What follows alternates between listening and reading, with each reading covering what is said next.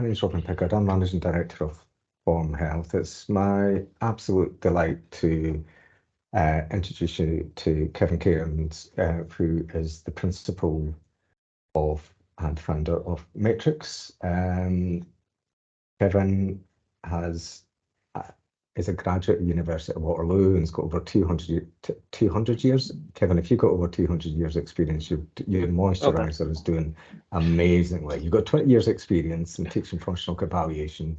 And Kevin's a faculty member of the board of, I'm going to say this right, Humber, teaching in occupational biomechanics and functional capacity evaluations in Canada. He currently teaches in the graduate diploma in professional and kinesiology at Lake University in Canada. Kevin and Form Health have worked for the past 5 or 6 years, working on functional capacity evaluations, looking at evolution of Metriks software and kit for the UK, Ireland and European market as well. So I'm delighted Kevin can share with us an hour of his time to give us an introduction into functional capacity evaluations. Kevin will give a presentation. Please, there's some questions and answers. If you go right to the top of your Teams, please put in the Q&As as we go through this. There'll be time for question and answers after it, but if I can encourage any questions into there, then we'll make sure we've got time for that at the end of the session today. So Kevin, thank you so much for your time, and I'm going to hand across to yourself. Thank you. Okay, thank you very much, Robin, and everybody who's joined us today. I have very UK weather here in noon in Canada, and it's absolutely pouring. So if you hear some splattering in the background, that's the rain against my windows. And so what we're going to do today is just take a look at what a functional capacity evaluation is. So I've just put together a sort of mini presentation, kind of going over some of the basics. So we can sort of start with the short form here, which is FCE, and FCE stands for Functional Capacity Evaluation. We may also see that moniker as a FAE. So sometimes we see functional abilities evaluation is another way that we see that. So either one of those terms are interchangeable in terms of what we're going to go on. So if we look at a definition of a functional capacity evaluation, it's a standardized and interdisciplinary assessment methodology conducted by qualified healthcare professionals, typically occupational therapists and physical therapists, although that does change depending on in the marketplace that you're in. In the Canadian market, we have what we call kinesiologists, which would be effectively exercise therapists, and so they perform a lot of these assessments. Also, chiropractors in Canada also perform a number of these assessments, but so somewhere in the healthcare field. So we're looking at evaluating the individual's physical and functional capabilities, limitations, and tolerance in relation to their abilities to perform the essential task activities of work-related duties. So this evaluation involves series of structured and objective tests and observations encompassing various physical domains: strength, endurance, range of motion, flexibility, coordination, cardiovascular fitness. And the FCE aims to provide a detailed and unbiased assessment of the individual's functional capacity, assisting in sort of clinical decision-making, return to work planning, disability determination, or rehabilitation program development. So the way I think about things often is in terms of what questions can something answer. So that's the way I've thought about this little presentation today. So what questions can the FCE answer? So the one from above would be the question of return to work. So does the worker's abilities match the job demands? And another question would be along the lines of effort. So this relates to the idea of, can the worker do more than they demonstrated? So if we've tested our worker, do the results that we get from our FCE actually represent what they're able to do? So if you can imagine, if we're trying to answer this question of return to work, and we have to match their abilities to their job demands, we need to be ensured that the abilities that we've actually seen are in fact their true capacity, if you want to use a term along those lines. So the question of effort will be important, and we'll take a look at some ways that we can look at effort a little bit today. And then if we look at it in a broader sense, we do in fact have the job match capacity, but we also want to simply list what their abilities are, what their limitations are, and we'll talk a little bit about this concept of restrictions, and then we also have this idea of restrictions. So now we understand, hopefully, what what it is that the questions that we can look at. And I don't want to go too far along without kind of giving you just what's a visual sense of what does this actually look like, right? What does this FCE look like? So I put together a FCE in 40 seconds. I like this this idea of an FCE in 40 seconds, completely a fabrication of the actual amount of time it takes for a functional capacity evaluation, which would tend to fall more in the 2 to 4 hours, or even 4 to 6 hours, depending on where you are. But we put together this little video here just to kind of give us a really quick sense of what's going on. So here we are going through an interview, filling out some paperwork, going through and doing sort of an objective range of motion assessment of our client. Here we're looking at someone with a hand injury, looking at hand and pinch strength testing. And now we're looking at all kinds of dexterity, kneeling, bending, crouching assessment that we would go through and do. And now some reaching stuff, so reaching at waist level, reaching at shoulder level, and then finally all of our strength testing, so pushing, pulling, and lifting. So now you should know everything there is to know about functional capacity evaluations in that in that 40 seconds that we've gone through and done. So I know that we'll have maybe a couple of questions about what the actual details of some of that stuff are. So now we know, what are the questions that we're trying to have answered inside of this type of assessment. Maybe in your mind now you have a little bit of an idea what it might look like for a worker to come and perform one of these assessments.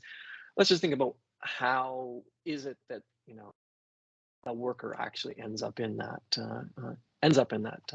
position. So if we look here at panel number 1, we have someone who's at work and then they get injured at work, and that injury that they have at work may be a traumatic event. So when we say traumatic event, that may be a slip and fall, or it may be something like a repetitive strain injury, so something that's sort of developing over time. Regardless, what's happening here with this injury is that we have a physician assessment that determines that they have restrictions. And so the gatekeeper to this process typically is a physician who will provide a note to stay off work. That note will contain some restrictions, and those restrictions, as an example, might be no repetitive lifting or no reaching above waist height. So we have our injured worker, and then we move here into panel number 2. And that's where we go through some, the worker receives some treatment. And generally at the end of that treatment, the physician, the treatment provider, the employer, we often will have an insurer. And so that insurer may be a workers' compensation board, that insurer may be a long-term disability insurer that's involved in the process.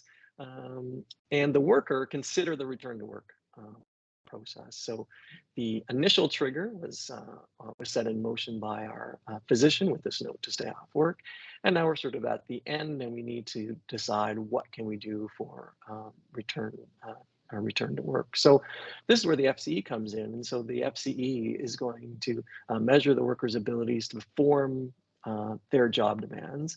And based on that FCE, the physician can then determine if there are any remaining restrictions. So the FCE in that context becomes a very useful tool for the physician to help them make decisions. So In some cases, we don't have the physician directly involved, and so the FCE can be used by the employer to help with the return to work decision, or used by the insurer to help with the return to work decision. So the same assessment process, depending on who the stakeholders are involved, we'll go through and look at that information. So now that we've kind of looked at what the the questions are, now I want to talk a little bit about like the how of that process. So we've kind of said that the FCE can answer the question of, can the worker perform the job demands? Did the worker try their best? And what are their abilities and restrictions? So these are the questions that we posed at the beginning. And now I want to just dive a little bit deeper and look at how actually would the FCE be able to answer some of these questions. So the first one that we look at is, can the worker perform the job demands? So if we're looking at answering the question of, can they perform the job demands, it leads us to this idea of, we need to understand what are those actual job demands. So if you were visiting my website, I would tell you to click on this job demands training link here and sign up for our job demands analysis training course, which teaches you how to perform that particular type of assessment. But what are the ways that we could gather that information? So we're not always going to do an independent job demands analysis. So we may simply just ask the worker. So as a functional capacity evaluator, I'm with the worker, and I can gather that job demand information during the interview with that worker. In other cases, I might decide that the worker isn't enough information for me, and I might want to use one of the online databases. And so one of the online databases that I can speak to you of is something called the Dictionary of Occupational Titles. Do something that pretty brave, and I'll go back and I'll jump here, and we click on this and we have grinder. So the job demand that I was showing you earlier was of a grinder. And so this is Dictionary of Occupational Titles, and it tells us it is a medium strength level job that we could go through and do on that side. So there are online databases. The Dictionary of Occupational Titles is one online database. So it just gives us a little bit more information than simply asking the worker. So the worker might not know all the details of the job, might not understand the exact weights of things or how long they do things. And so the Dictionary of Occupational Titles can be a really nice cross-reference for us in that case. And then the one that our preferred method is that we have an independent job demands analysis that's being done. So we can use the results of that job demands analysis. And so that job demands analysis, if you can kind of see this image in the background, would be taking some measurements of the job, telling us how far things are, how heavy different things are, and that would be our job demands analysis process. So if we're going to answer the question, can the worker perform the job demands, and we are comparing those job demands to the person's ability, we need to have a common language. So both the FCE and the job demands analysis use a common language that allow us to make return to work decisions. So they use terms like occasional, frequent, constant to reference duration, and light, medium, heavy to reference strength. And so below, what I've done is I put a modified version of the physical demand characteristics of work, which is a U.S. Department of Labor chart. So when we're thinking about a worker and we're saying, well, how often do they walk during the day? We can say they walk occasionally, frequently, or constantly throughout the day. And so we can think about that, those terms and this language as being consistent when we start to look at this idea that occasional means up to a third of the day, frequent means up to 2/3 of the day, and constant means up to 100% of the workday. This bottom part isn't actually, so this is actually a modified version. So sometimes these percentages, especially if you're doing an interview with your client during the FCE and you say to them, how much are you walking during the day? 33% or 55% might not mean anything. So I might use this idea of, well, how many hours a day approximately are you reaching over top of your head? Is it, less than 2.5 hours? Okay, well then that's going to fall into the occasional category. Or is it somewhere between sort of 2.5 and 5.5 hours? Okay, well then we're into the frequent category for that. So just another way to start to think about these. I do like the percentages. These percentages are based on this concept of an 8-hour workday, but if you're working with, say, a fire department where they're working, or a hospital that has 12-hour shifts, these percentages just work equally well in those places as well.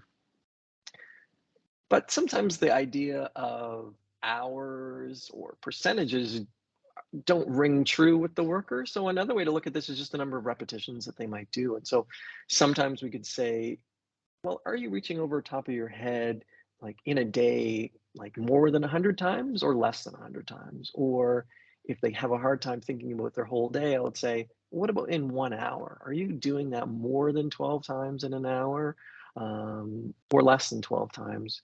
And if it's more than 12, is it, we have these funny numbers here of 63, but is it less than 63 times an hour? Kind of puts us into a frequent category. So this kind of enables us to have categories of the duration, the amount of time that someone performs an activity. And then down this left-hand side, then we have the ideas of sedentary, light, medium, heavy, and very heavy. And so these categories are our strength categories. And what's interesting, or what I like about these categories, is that if we say that somebody has a medium job, we're not saying that they lift an absolute amount at work. A medium job could be lifting 50 pounds occasionally, but it could also be lifting 10 pounds constantly. So depending on the amount of time that they perform the activity will change the category in which we're going to categorize this particular level of work. So when we look at jobs, we can say it's a sedentary job, a light job, medium job, heavy job, and a very heavy job. So this type of language allows us as FCE evaluators, when we do our assessment, to measure and rate the person's ability using this same set of language. It also helps employers to organize their job demands. So employers will often have medium jobs, light jobs, heavy jobs, and so they'll be able to organize and move people from from a heavy job into quote unquote light duties. And then everybody can understand that light duties can mean 20 pounds, 10 pounds. Understanding that we, are working in the UK and we're looking at things in kilograms, so we can convert this. Everything can be converted into kilograms. So we have sedentary, light, medium, and very heavy, and so we just have 4.5 kilograms all the way up to 45.4 kilograms on that side. So there's the language of what's going on. So we've been talking a little bit about this grinder. So maybe let's just take a look at this grinder here. What does that actually look like? So here's the grinder. They're working with their parts. We have some ideas of the different things that they're doing now. They're lifting up the parts. They're moving the parts over to their into their workstation. They're standing. You can see them over there. They have to bend forward. And so our job demands analysis would be able to transfer this, what we're seeing, and this is how we would do a job demands analysis, we would literally go to the workplace and watch them performing their activities. We'd be looking at their standing, their handling, their fine dexterity, and then we'd be making determinations on that side of how to categorize that particular piece there. I do. These videos are being used via the University of Michigan, so they've gone through and done all kinds of really excellent videos, and so we have permission to use their videos in our training, so we have a better understanding of what the grinding or what the grinder actually looks like. We can start to think about how we might categorize that person's job into sedentary, light, medium, and heavy. And now when we think about this question of can the worker perform their job demands, we can take a look. And so we can say that this is a medium level job. And so that medium level, we could have determined just simply by interviewing the worker. We could have looked up like we did there and looked at the Dictionary of Occupational Titles, which suggested it was a medium job. Or we could have gone out and done the job demands analysis and actually weighed the parts and determined that they are up to 50 pounds or 22 kilograms. Then we would do a lifting test with our evaluator. You can see the fantastic posture that this client here has adopted for this. And so we would do a lifting test with our worker up to waist height. And based on our FCE, what we've determined that this person's ability is actually only at the light level. So the job requires them to lift at 50 pounds, and our worker here is only able to lift up to 20 pounds. And so when we do our comparison, we determine that there's no job match and the worker is unable to lift the required amount of weight. And so we would produce a report that showed the job demand and then showed the deficit inside there. So that gives us an idea of the ideas of what it would look like for that return to work question. I'm going to jump over, and hopefully this will work fine. Okay, you can see on my little computer. So I'm just going to flip over now. And so this is just give you a better sense of what an FCE might look like.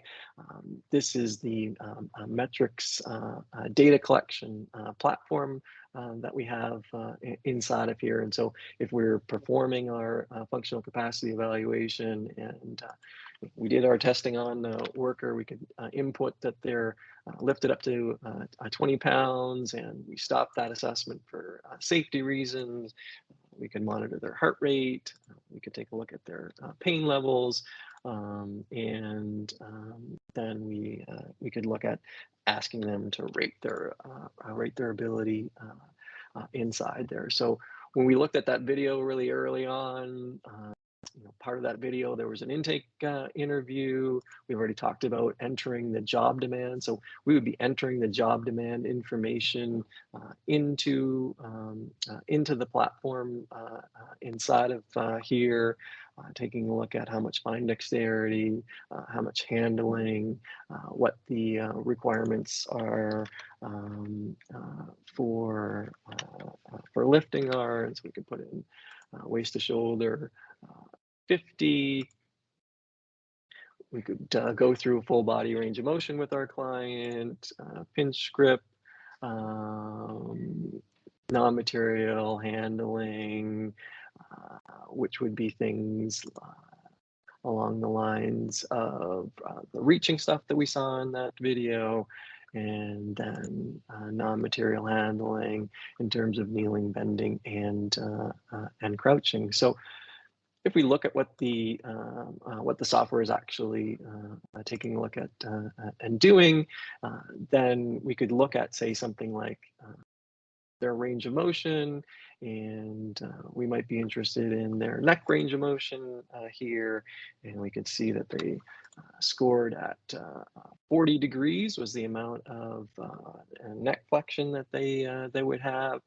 We would see that their percentage of normal here is 67%. So everything that we're going to be doing is going to be based on some level of a normative database. Here we're using the American Medical Guides to Impairment. So they give us the norm, we plug in the data, and then it calculates the percentage of norm. And then we're using sort of a cutoff of 75% and saying, okay, well, in this case, it's below our functional range of motion. We're creating a little chart here, creating a table, and then we're creating a range of motion piece. So in terms of the way that the data collection stuff works, it automates the process, makes it really straightforward and easy for the assessor in that case. So I wanted to just use another case example before we kind of moved into the question period. So the second question that we had posed was this idea of, did the client give good effort in the evaluation? So there are multiple factors that we would look at. We'd be taking a look at their heart rate throughout the evaluation. We'd be taking a look at their biomechanics, so the way that they perform activities. We would be taking a look at our clinical observations, so what we see, as well as some what I would call quote unquote hard data in terms of that. So what I'd like to do is just take one example, which is the grip strength. So the grip strength, if we're thinking about a grip strength kind of stuff, then grip strength would be having a client squeezing on a device like this and scoring the number of pounds. So I've entered in some data inside of here, and so we can just take a quick look. So we would see that for our worker, there are predetermined norms, so 100 pounds for the left side and 121 pounds for the right side. So the normative databases for grip strength are going to be based on gender, so males and females, as well as age, and so these numbers would change depending on those two characteristics. So we've entered in our gender, we've entered in our age, and so we have our norms come up. We're doing what we call a 5-span grip test, which effectively has the client going through a span of 1 inch all the way up to 3 inches. So they're changing the span of the grip that they're using, and as that grip span changes, we would have what we would call a normal distribution of scores. And if we look at that distribution in a chart form, here we can see on the left side, it kind of follows a pattern that I've expected. So on the gray chart here, I would be looking at what the norm is. So this is where I expect the person to get to. When I make it a little bit more difficult, so that's when it's really narrow, I would expect their performance to go down a little bit, which it does. As we start to get into what we call the optimal levels, which are 2, 3, and 4, and that's really sort of dependent on hand size, I expect these scores to be somewhere close to that normative value. And that's what we're seeing here, 103, 98, and 79. And then out here, when I change the mechanical advantage again, so I actually make it more difficult. So now I've made the grip span really wide, so it's a little bit harder again. We're going to see a decrease in performance, and that's exactly what we see. So here we've kind of set up a normal distribution of scores. And so based on this distribution of scores, we would then see that they've passed that. And if we looked at sort of the definition of that, what we would get would be that the left-hand graph was a quote-unquote bell curve indicating a reasonable effort in that particular test. And then we can contrast that with what we're seeing here on the right side. So on the right side, we have an expectation of 121 pounds. And now what we're seeing are 34, 41, 35, 29, and 41 pounds. So we're seeing very low scores, and they're not following a pattern here. And so based on this performance, we see here that we have a fail, and that fail is based on this idea that the right hand was a flat line, and therefore the determination is poor effort, and that the client would be quote unquote able to do more than they demonstrated. The first thought that might come to your mind would be, well, doesn't this just really mean that they're injured on this side? If they're injured on this side, aren't they going to be significantly below the normal value? And although that is true, we would expect that even in an injured hand, that it would follow this same pattern. And so in an injured hand, we would just be expecting that all of these things would be lower because of the changes in the mechanical advantage. So that's where we get into the science piece, meaning really that the outside ones are harder to do, the middle ones are easier. So if it's easier, even in an injured hand, we would expect those values to be a little bit higher on that side there. So there's what we're one of the ways that we can look at this concept of effort would be a comparison here of this pattern to what we call the normal pattern. On this exact same test, we could also repeat the same test. So we're actually going to repeat the left-hand score 1, 2, and 3 times, and then the software is going to automatically calculate for us what we call the coefficient of variation. And the coefficient of variation, what it represents is how close together are the 3 individual trials. So we're not looking at the relative score of the different positions, but we're looking at the consistency of the 3 trials. We see this 2% here. If you kind of think about a window or a span, 2% is really tight, and then we get what I call a consistent rating on that. If we want to contrast that with the right-hand side, where we see the variability going from 29 all the way to 41, we have a coefficient of variation in this case of 15.6, and so now we have another indicator that this person's performance is inconsistent. So when we talk about this idea of effort in an evaluation, it's not based on a single modality or a single piece. It's based on a pattern of performance. We're seeing, we've looked at 2 different things. We're looking at how they perform versus norm. We're looking at how they perform against an expected pattern. We're looking at how they perform by repeating the same test.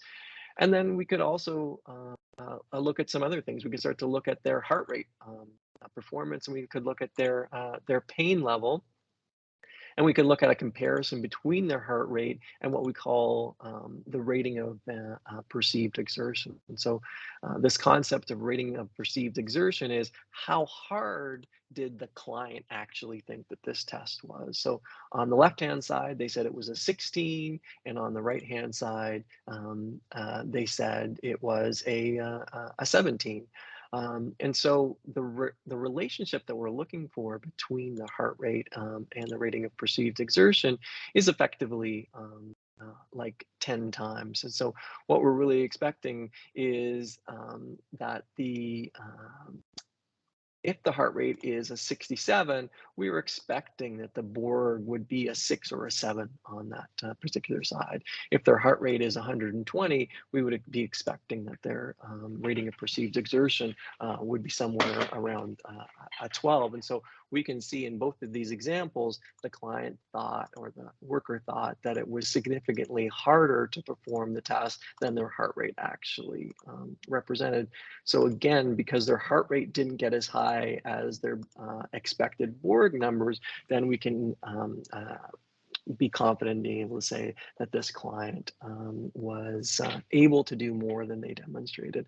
And that's really what we're looking for in terms of this idea of effort is, you know, when the person tells us that they can squeeze with 41 pounds, you know, is that 41 pounds a reasonable representation of what they can do, or can they do more than they demonstrated? And on this grip strength test, we have a number of indications, this inconsistent indication, this flat line curve, this poor response between heart rate and perceived exertion that all tell us that this person could in fact do more than they demonstrated. When we start to think about clinical observations, then what we're looking at are what are we seeing inside there. So we're looking for, you know, signs of discomfort, and if we see no signs of discomfort, that's another indication that these low scores weren't indicative of a pain response. And on the other side, we're looking for signs of effort. So Are we seeing whitening of the knuckles? Are we seeing facial discolorization? Are we seeing vocalization? So these are all of the things that the assessor is looking for to help support these conclusions that we're making on that side. So we've now been able to look at that second question that we had: did the worker actually try their best? So we've taken a look at the comparison piece here. Is it able to perform the job duties? We've taken a look at whether or not they've actually tried their best. And the final thing that we'll do just before we wrap up is really just a build on to answering this particular questionnaire, because this question is really looking at what are their FCE performance. So here we had the light section. So I'll just kind of jump back into the software here, and we'll take a look at, we've taken a look at the material, the concept of the material handling, where we're inputting that the amount that they lifted was 20 in the test. So they're doing that lift test here for us, and then that converts into a light strength. So we've done that kind of a comparison. And then we could also look at a reaching comparison. So we know that grinder has to be able to reach forward. And so if they were able to reach forward 10 times, they would score potentially at 100% of normal. So again, we're using this concept of normal, and then that would tell us that they're able to work at a frequent level throughout the day for doing their reaching. So the sort of final thing that I'll mention to you is another a set of normative data. So this set of normative data is based on something called the method times measurement, or the industrial standard, which tells us how long that the average worker can perform this particular activity. So I feel like I have done a very successful job of getting through the 3 questions inside the FCE, sticking to our time frame. At least on my side, I see a 40 on that side. So I sort of was able to glance back and forth. So I think there's a couple of questions, Robin, inside there that we could address. Is that correct? Yeah, that's correct. Thanks very much, Kevin. That was, I mean, I've heard you speak so many times, but there's still nuggets, like gems, that I can take away from this as well. So thank you. We've got a question from Helen. She asks, can the FCE take into consideration the impact of cognitive impairment and functional capabilities, or can it only measure physical performance? Oh, okay. That's a definitely an interesting piece. So I think what I'll do is I'll move over into something, say, like the handling and fine dexterity components inside there. So if we're looking at handling and fine dexterity, so the question really revolves around this concept of whether or not the FCE can look at cognitive abilities.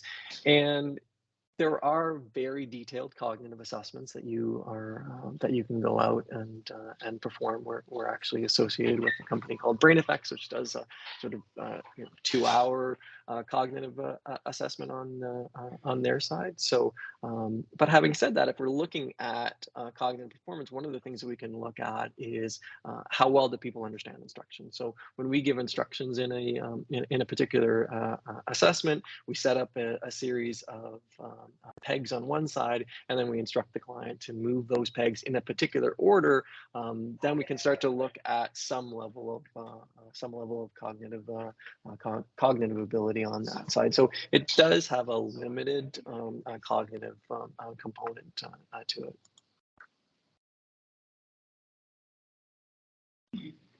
Did you have another question, Robin? Thanks, Kevin. That's really useful. We've only got one question. I would just, rather than wrapping up early, can I just ask anybody if they've got any questions or any observations to put it in the chat, really, from that? And while you're considering that, one of the things that I think is kind of important to look at as well is we provide along with Kevin, we provide a 2-day. I mean, this is like an intense online, intense kind of jump into the functional capacity as an introduction. By way of a kind of a plug, really, we do a 2-day FCE course.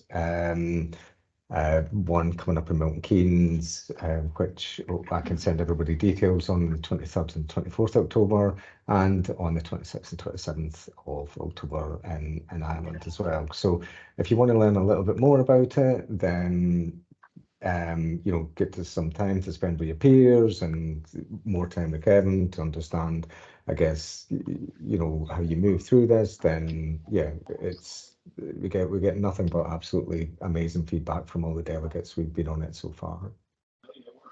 Yeah, so while you're looking at questions, I can just kind of walk through a couple of other different pieces. So if you are utilizing the software application, one of the things that I was doing, just to kind of give you guys a walkthrough a little bit, was that in addition to the training, let's say that afterwards you can't remember how to do the handling and fine dexterity test, you can actually click on the help feature, and it will automatically go to that set of data. And our help feature is like an online manual. It includes detailed instructions as well as videos inside there to walk you through that particular part of the testing. What I really like about this online component is that when you move into different tests. So here what I'm doing is I'm doing my navigation. So this is the whole protocol here on the right-hand side. I'm navigating into that range of motion section over here, that when I click on that help feature, it automatically navigates to that part of the quote unquote manual. And so being able to go to that manual, it's just going to make it a lot easier for you while you're in your testing. So you can see, okay, here's where we're placing the inclinometers on the head. What is the positioning that we need? So very detailed positioning and how to perform that individual test on that side. When we're also collecting the data inside of these testing, at the end of the data collection, we have a report generation feature that we're looking at inside there, so we can generate that report. So the idea behind the software is it's automating the data collection piece for you, and in addition to automating that piece, is that it's actually automating the report writing piece. And so we can then highlight the particular piece that we want. We can download that particular assessment from the process there. And that assessment would then come out into a Microsoft Word document. And so again, it would automate a bunch of the testing that we would have to do on that side, to shrink down the amount of time that you might be doing your assessment kind of piece for on that side. So I'll just kind of bring up a version of that here on the I'll move that over onto the screen so you guys can see it. And there we go. And so it automatically, we kind of talked about that table, really briefly, where the person was doing their, maybe I'll make this just a little bit bigger here on my side.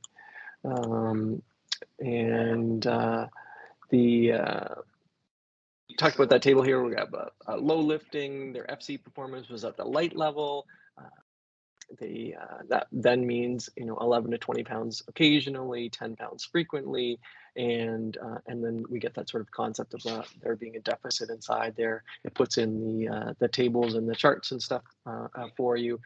As I discussed earlier, everything that we're doing is based on peer-reviewed published norms. So all the references for all the tests are located there at the bottom, and so you'd be able to see those pieces there in the report section that we have inside there. Is there anything else coming through, Robin? Yeah, there's a question Alexandria asks is, how much does it cost to buy all the material testing participants use? So, Alexandria, you meaning the test kit itself or the use of the software? I think we can maybe cover both, maybe. Yeah, and so on our website we have, I kind of like the FCE in a box as a particular a concept, and that kind of lists off the tools that you need to perform these pieces here. So a hand grip, pinch grip, goniometer, inclinometer, force gauge, and kind of work platform. So these are all the tools that you would be looking at performing. And these actually are not metrics tools. I do have a couple of metrics tools, specifically the digital inclinometer and the goniometer. You do not need to use those tools. You can use a plastic goniometer to perform that.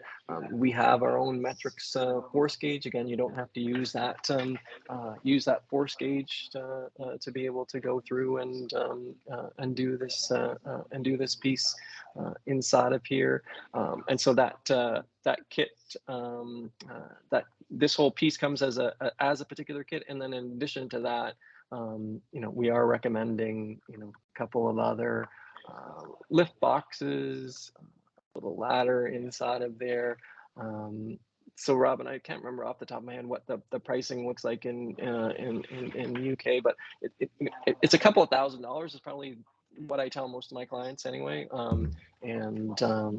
Robin can definitely. I just don't want to. I don't want to do the conversion stuff right here on screen, but it's somewhere in that neighborhood. And again, it's kind of, we do have a kit that's kind of put together already. If you want to buy everything in a kit, or you can use some of your existing tools, and they will all function well with the application itself. Yeah, I would definitely say that. Depending on what kit everybody has, people will have some maybe dynamometers or, so we could, so I guess we can quote based on what people need really from that. I think the full kit itself comes in about, I'm going to say about 1,400 really from that, if it was a full kit. But as you can see, all the kit's portable. If anybody's used to using any other FCE protocol in the past, which might be huge bits of, take up huge amount of space really from that in a clinic or on a rehabilitation facility. The beauty of this is the kit is used. You'd be used to using the kit. However, as Kevin said, some of the definitely, I love the inclinometer. It's great because it goes negative and positive. It's a wondrous thing, the inclinometer. So yeah, some of the specific kit that Kevin's got is certainly useful.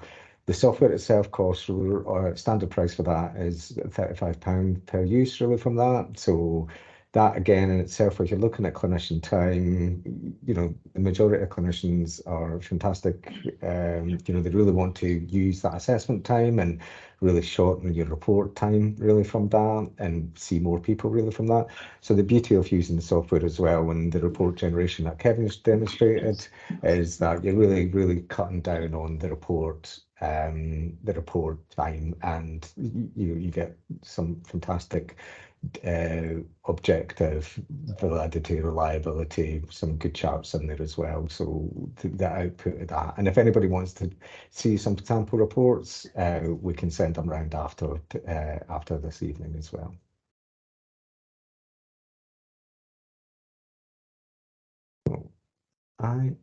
I'm going to say, if we're going to go a last shout out to anybody who's got any questions, or I'm going to give everybody 8 minutes of their Monday evening back, which I think will be most welcome for everybody.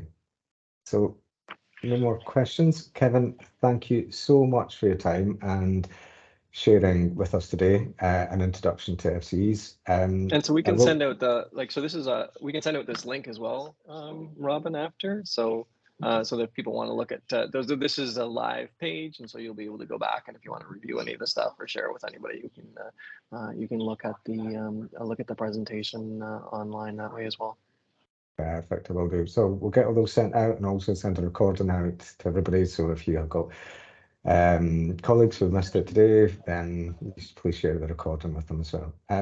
Thank you very much. Thanks everybody, and have a good Monday evening. And Kevin, you have a good Monday morning across with you in Canada. Okay. All right. Thank you. All right. Thanks everybody. Cheers.